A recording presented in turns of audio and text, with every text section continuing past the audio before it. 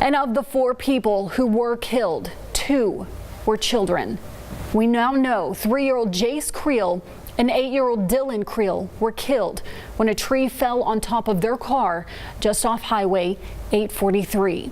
KETK's Kara Rucker tells us what happened that horrific night and how a community is showing strength for its own people.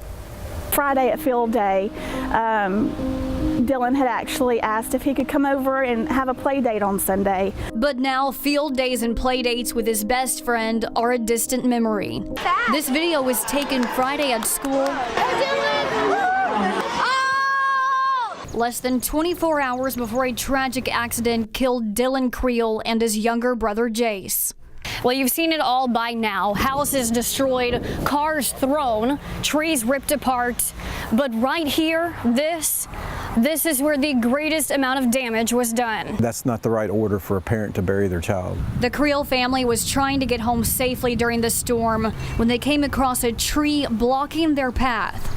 They reversed, trying to get out, when another tree fell, this time on the back of their car, where their 2 little boys were buckled in. I asked her, I said, what's wrong? What's wrong? And she said, please help me. She said, a tree's on my car. My babies are in the car. My babies are in the car. I saw her husband. He was running back and forth around the car, trying to move the limb, which, I mean, it wasn't going to be moved. This here is the massive piece that he's talking about. This is what emergency crews removed from the roof of their car. It took 2 tractors just to get it off of the car. And this is what was left. We can't imagine what those parents are going through. I mean, we can't imagine it.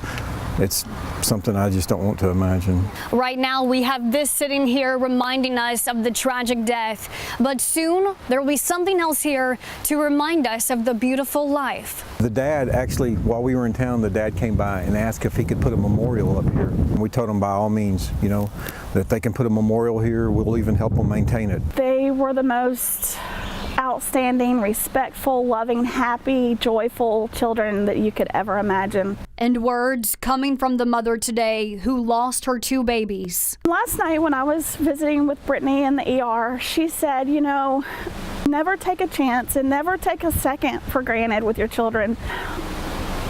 Just hug them extra tight.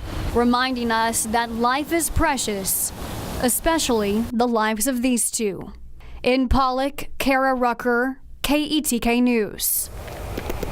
Kristen, the family friend you saw in this story, has set up a GoFundMe account for that family. She is hoping to raise enough money to at least cover the funeral cost for the boys.